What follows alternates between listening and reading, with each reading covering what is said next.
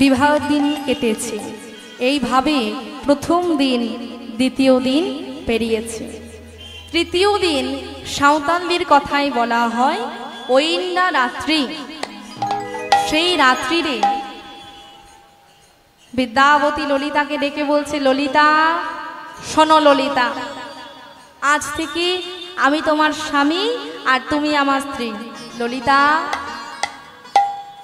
তুমি জানো স্বামীরা যা যা আদেশ করবে স্ত্রীদের সেটা পালন করা কর্তব্য। তবে হ্যাঁ, তুমি আমাকে যা বলবে আমি তাও পালন করতে রাজি আছি। ললিতা, আমি তোমার কাছে একটি ইচ্ছা প্রকাশ করব। আমার সেই ইচ্ছা তুমি রাখবে? আমার সেই ইচ্ছাটা তুমি পূরণ করবে?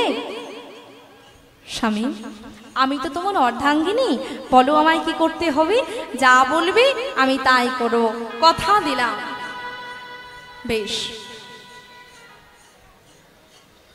ললিতা, তুমি জানো আমি ব্রাহ্মণ, কিন্তু ললিতা তুমি হয়তো এটা জানো না আমি এখানে কেন এসেছি। তুমি তো বলেছিলে তুমি ব্রাহ্মণ, পথ ভ্রমণ করতে এসেছিলে, পথ ভুল করে এই স্থানে এসে পড়েছ।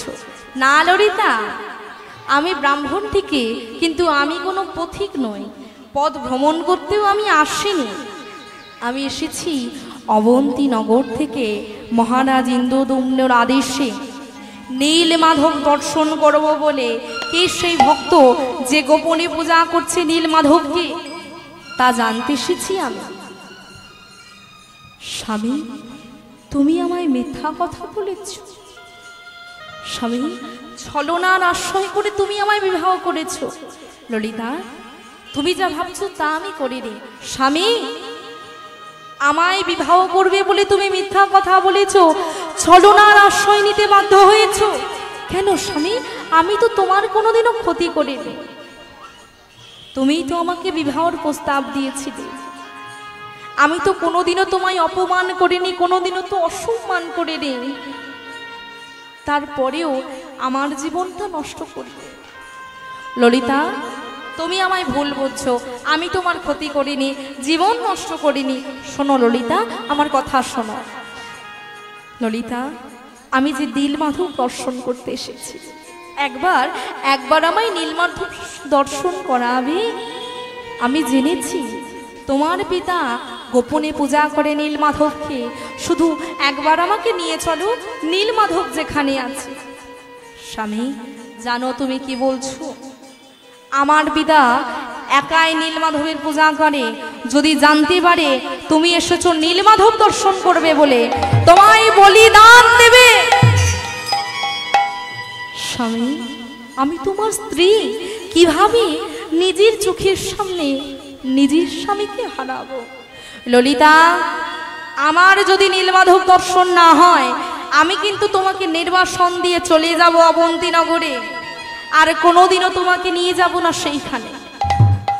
তুমি তো আমায় কথা দিয়েছো ললিতা, তোমার কথা তুমি রাখবে না? যাও, পিতার কাছে অনুমতি নিয়ে আসো। কোনো উপায় না পেয়ে পিতার কাছে এসে পিতাকে বলছে, পিতা, একবার আমার স্বামীকে নীলমাধব দর্শন করাবো। কি হয়েছে ললিতা, হঠাৎ এইভাবে আমার কাছে এমন কথা বলছিস কেন? পিতা, তোমার কাছে আমি অনুরোধ করছি, একবার আমার স্বামীকে নীলমাধব দর্শন করাবে। ললিতা, কি হয়েছে তোর মা?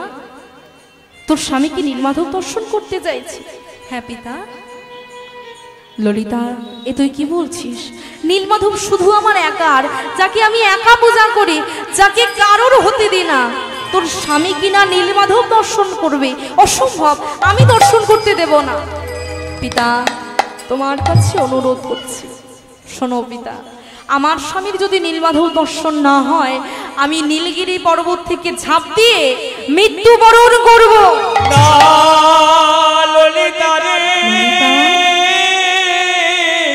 তুই কি বলছিস মা? কথা বলিস আমি তোর পিতা।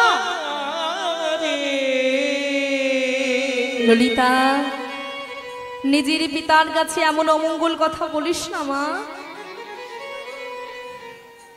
ললিতা, তোর স্বামী কিনা আমার কাছে তুই বড়, কোনো মাতা পিতা চায় না নিজেদের কারণে তাদের সন্তানকে হারাতে হোক। তোর মা চলে যাওয়ার পর নিজের হাতে করে তোকে মানুষ করেছি, কোনোদিনও বুঝতে দিনি যে তোর মা নেই। আর তুই কি না নিজের পিতার কাছে দাঁড়িয়ে এমন অমঙ্গল কথা বলছিস। চাই না, তুই তোর স্বামীকে ডাক মা। বিদ্যাবতীকে ডেকে নিয়ে এসেছে। শোনো বিদ্যাবতী, নীলমাধব দর্শন করতে যাবে তুমি, বেশ। বিদ্যাবতী, শর্ত আছে, চোখ বন্ধ করে নিয়ে যাব। আমার হস্তে থাকবে কুমণ্ডলের জল, তার থেকে যে শব্দ উৎপন্ন হবে তা কর্ণে শ্রবণ করে আমার পিছনে তোমাকে আসতে হবে। পারবে তো? দুর্গম পথ, পথে বিষধর সর্প আছে, ভয়ঙ্কর জীবজন্তু আছে। এমন সময় ললিতা কি করেছে, স্বামীর কোমরে কি যেন একটা বেঁধে দিচ্ছে। কি বলছো ললিতা? তৎকালীন যুগে প্রথা ছিল, পথযাত্রায় গেলে সেই পথযাত্রা যাতে শুভ হয় তার জন্যে সরিষা দানা দিয়ে পাঠানো হতো, তাই তো? তাই ললিতা স্বামীর মঙ্গলার্থে, স্বামী যে নীলমাধব দর্শন করতে যাচ্ছে সেই পথযাত্রা যেন শুভ হয়, তাই স্বামীর কোমরে একটি কাপড়েতে সরিষা দানা নিয়ে বেঁধে দিচ্ছে। উপায় পেয়েছি। কি উপায়? চোখ বন্ধ করে গেলে তো আর পথ চিনতে পারবো না, তাই নখের অগ্রভাগটা দিয়ে যেই কাপড়টায় সরিষা দানা আছে সেই কাপড়ের কিছুটা অংশ যদি ছিদ্র করে দিই, সরিষা দানাগুলো পড়তে পড়তে যাবে। পরবর্তীকালে তা যখন গাছে উৎপন্ন হবে, মহারাজকে যখন নিয়ে আসবো, আমার পথ চিনতে আর ভুল হবে না। নিতাই গৌর হরি বল, হরি বল। উপায় মতো কাজ চলেছে। রাজা বিশ্ববাসু, হস্তে রয়েছে কুমণ্ডলের জল, শব্দ উৎপন্ন হচ্ছে, কর্ণে শ্রবণ করছে ব্রাহ্মণ বিদ্যাবতী। রাজা বিশ্ববাসুর পেছনে চলেছে। আর কি করেছি, নখের অগ্রভাগটা দিয়ে সেই কাপড়ের কিছুটা অংশ ছিদ্র করে দিয়েছে। সরিষা দানাগুলো পড়তে পড়তে যাচ্ছে, সেই চিহ্ন ধরে এগিয়ে যাচ্ছে। আর বদনে কি বলছে, পথ চলিতে আর বলিতে, পথ চলিতে আর বলিতে, পথ চলিতে আর বলিতে, পথ চলিতে আর বলিতে, মুখে গাহ গাহ কৃষ্ণ নাম, মধুর নাম হরি নাম। মুখে গায়ে গায়ে কৃষ্ণ নাম, হরি নাম কৃষ্ণ নাম। পথ চলিতে আর বলিতে, পথ চলিতে আর বলিতে, কভু নিঃশ্বাসে কভু বিশ্বাসে, কভু বিপদে কভু সংকটে, কভু নিঃশ্বাসে কভু বিশ্বাসে, কভু বিপদে কভু সংকটে, কভু নিঃশ্বাসে কভু বিশ্বাসে, কভু বিপদে কভু সংকটে, কভু নিঃশ্বাসে কভু বিশ্বাসে, কভু বিপদে কভু সংকটে, মুখে গাহ গাহ কৃষ্ণ নাম, মধুর নাম হরি নাম। মুখে গায়ে গায়ে কৃষ্ণ নাম, হরি নাম কৃষ্ণ নাম হরি নাম। হরি বল, হরি বল।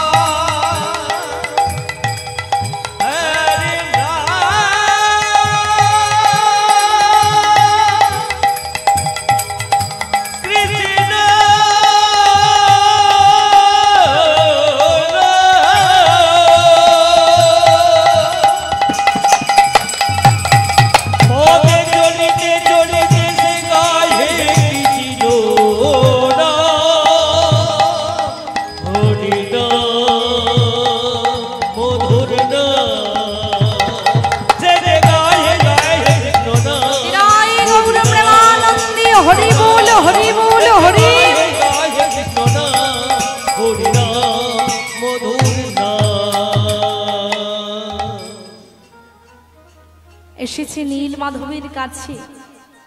বিদ্যাবতীর চোখের বন্ধনটা খুলে দিয়েছে, সম্মুখে রয়েছে নীল মাধব। নীল মাধবকে দর্শন করে প্রণাম করছে। একটি অগ্নিকুণ্ড রয়েছে, পাশে রয়েছে একটি বৃক্ষ, সেই বৃক্ষের ডালে একটি কাক ঘুমন্ত অবস্থায় যেই না অগ্নিকুণ্ডে পড়েছে সঙ্গে সঙ্গে বৈকুণ্ঠ ধামে গমন করেছে। দেখছে কাকটা যদি অগ্নিকুণ্ডে ঝাঁপ দিয়ে ঘুমন্ত অবস্থায় যদি পড়ে গিয়ে মারা যায়, কে বৈকুণ্ঠ ধামে যেতে পারে? আমি যদি ওই অগ্নিকুণ্ডের মধ্যে ঝাঁপ দিই, আমিও তো তাহলে চলে যাব সেই বৈকুণ্ঠ ধামে। ভগবান বলে ওঠে, ওরে যারা আমার নীলমাধব যে দর্শন যে স্বরূপ যারা দর্শন করে তাদের যে এমনিতেই বৈকুণ্ঠ প্রাপ্তি হয়। তুই যে আমায় দর্শন করেছিস, তোর যে বৈকুণ্ঠ প্রাপ্তি হবে। তুই যদি অগ্নিকুণ্ডে ঝাঁপ দিয়ে মারা যাস, কে যাবে রাজার কাছে খবর দিতে যে আমি এই স্থানে আছি, যেই ভক্ত আমায় গোপনে পূজা করছে, তার খোঁজ কি করে পাবে মহারাজ? আর কি করেছে রাজা বিশ্ববাসুকে বলে, শোনো, ওই যে বিদ্যাবতীকে দেখছো, বিদ্যাবতী আমাকে এখান থেকে নিয়ে চলে যাবে। আচ্ছা মা, আগুনের মধ্যে ঘি ঢাললে কি হয় গো? আগুনটা নিভে যায়, কি হয়? জ্বলে ওঠে, দাউ দাউ করে জ্বলে ওঠে। তা প্রভু আমার কি করেছেন? আগুনের মধ্যে ঘি ঢেলে দেওয়ার মতন কাজ করেছে। না কেমন কাজ? দেখছে রাজা বিশ্ববাসু এদিকে রেগে আছে, একমাত্র কন্যা ললিতাকে মিথ্যা কথা বলে ওই বিদ্যাবতী যে ব্রাহ্মণ বিবাহ করেছে। আবার রাজা বিশ্ববাসুকে বলছে, ওই বিদ্যাবতী যেই নীলমাধবকে আকার করে পূজা করত রাজা বিশ্ববাসু, সেখান থেকে নিয়ে চলে যাবে। নিতাই গৌর হরি বল, হরি বল। আগুনে ঘি ঢেলেছে, আগুনটা কি হবে? দাউ দাউ করে জ্বলবে। অসম্ভব যে আমার, যাকে আমি পূজা করি, যেই নীলমাধবকে আমি কারোর হতে দিই না, সেই নীলমাধবকে কিনা ওই বিদ্যাবতী নিয়ে যাবে, আমি হতে দেব না। তাই বিদ্যাবতীকে নিয়ে গিয়ে গুহার মধ্যে বন্দি করে দিয়েছে। গৃহেতে ফিরে এসেছি। পিতা, তুমি ফিরে আসলে, আর আমার স্বামী কোথায়? স্বামীকে কেন দেখতে পাচ্ছি না? ভারী পথে আসছিলাম, তোর স্বামীকে সর্পে দংশন করেছে, তাই আর আনতে পারলাম। মিথ্যা কথা বলছো, বলো পিতা বলো, আমার স্বামী কোথায়? পিতা, আমি জানি তুমি আমার স্বামীকে বন্দি করে রেখেছো। পিতা, যার সাথে ভগবানের সর্বদা থাকে, যে ভগবানকে মন প্রাণ দিয়ে ডাকে, তার কখনো মৃত্যু হতে পারে না এইভাবে। পিতা, বিদ্যাবতী সর্বদা ভগবানের নাম জপ করে, প্রভু যে তার সাথে সর্বদা থাকে, তার কোনোদিনও ক্ষতি হতে পারে না। তোমার কাছে অনুরোধ করছি, একবার আমার স্বামীকে আমার কাছে এনে দাও। কোনো উপায় না পেয়ে বিদ্যাবতীকে ফিরিয়ে নিয়ে এসেছে। বিদ্যাবতী দেখছে সেই দিন রাত্রি সেইখানে আর থাকলে হবে না, অবন্তী নগরে চলে যেতে হবে। একটি পত্র লিখে ললিতার পাশে রেখে অবন্তী নগরের উদ্দেশ্যে রওনা দিয়েছে। আর এদিকে ললিতা যেই না ঘুমটা ভেঙেছে, দেখছে স্বামী আর নাই। কিসের পত্র? স্বামী কোথায় গেল? আমাকে একবারও বলে গেল না। কোথায় বা যাবে এই গভীর রাত্রি? কিসের পত্র? কে লিখলো এই পত্র? পত্রটা দেখে ললিতা চমকে উঠেছে। স্বামী আমাকে ছেড়ে চলে গেল, আমাকে নির্বাসন দিয়ে চিরদিনের মতো কাঁদিয়ে একাকিত্ব করে আমার স্বামী চলে যেতে পারলো। ওগো দয়াময়, এ তোমার কি লীলা? প্রভু, শুনেছি যে তোমায় মন প্রাণ দিয়ে ডাকে, তুমি নাকি তারই ডাকে সাড়া দাও। ওগো দয়াময়, আজ আমি তোমায় ডাকছি, প্রভু তুমি আমার ডাকে সাড়া দেবে। ওগো দয়াময়, আমি তো তোমায় ডাকছি, আমার স্বামী আমাকে একাকিত্ব করে চলে গিয়েছে, আমায় নির্বাসন দিয়ে আমার স্বামী চলে গিয়েছে। প্রভু সুখ যদি দিয়েছিলে, বলো না দয়াময়, কেন কেড়ে নিলে?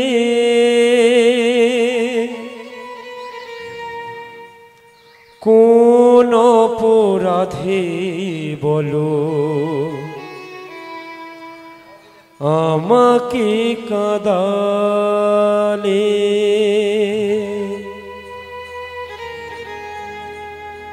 সুখ যদি দিয়েছিলে,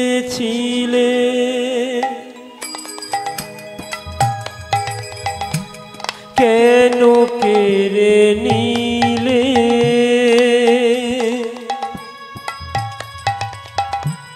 কোন অপরাধে বলো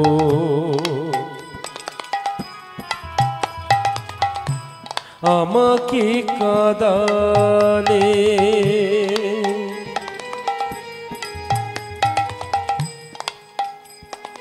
ও বিধি রে,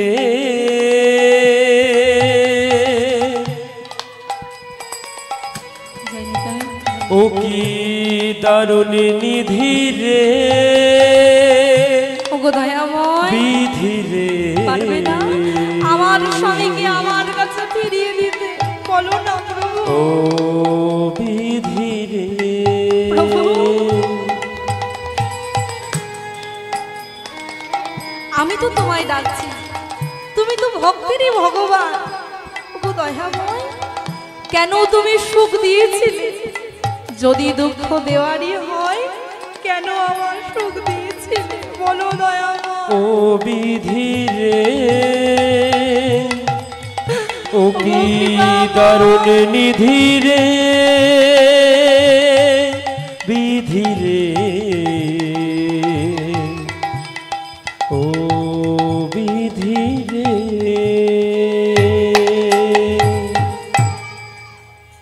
প্রভু এ তোমার কেমন লীলা? ওগো দয়াময়, তুমি কাকে কাঁদাও কাকে হাসাও বোঝা যে বড় দায়। প্রভু তুমি তো ভক্তির ভগবান, পারো না ভক্তির এই দুঃখকে দূর করে দিতে? বলো না দয়াময়, কিভাবে তোমায় ডাকলে তুমি আমার ডাকে সাড়া দেবে? যদি তুমি ভগবান ভক্তির প্রাণ,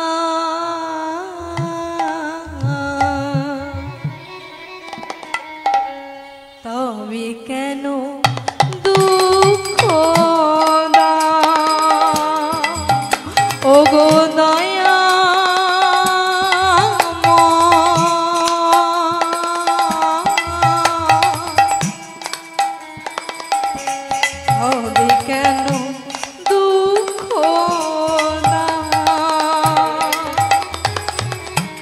যদি তুমি ভগবান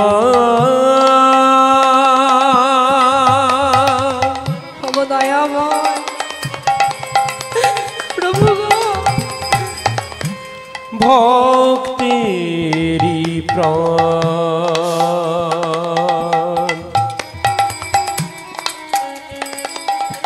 তবে কেন দুঃখ দাও ওহে দয়াময়?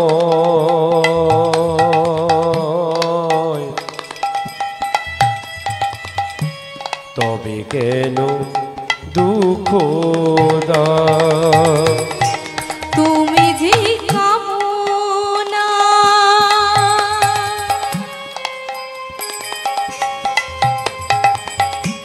তুমি যে ভাবনা,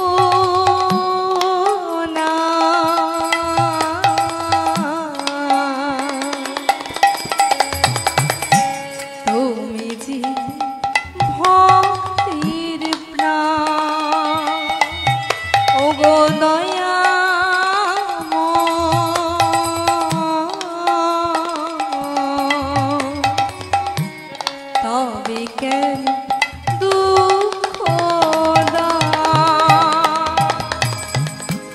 তুমি যে কামনা প্রভু কোন তুমি যে আমার স্বামীকে আমার থেকে তুমি দূরে করে দিলে বলো না দয়াময় কি এমন অপরাধ তুমি যে বলো না ভক্তের প্রাণ ওগো দয়াময় তবে কেন দুঃখ দাও যদি তুমি ভগবান ভক্তের প্রাণ তবে কেন দুঃখ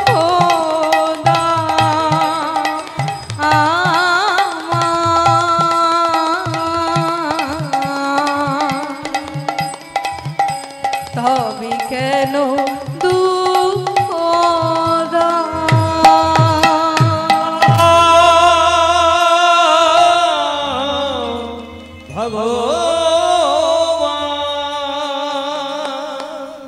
পিতার কাছে ছুটে গিয়ে ললিতা পিতাকে জড়িয়ে ধরে বলছে পিতা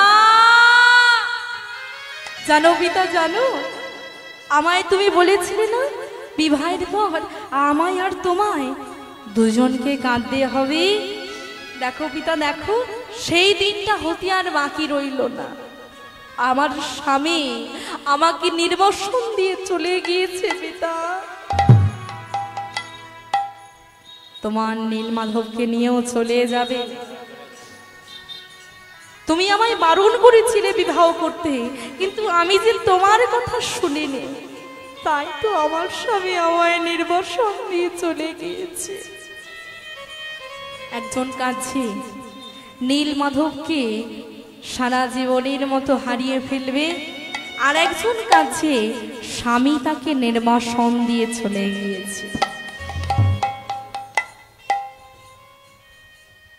আর এদিকে অবন্তী নগরে ফিরে এসেছে ব্রাহ্মণ বিদ্যাবতী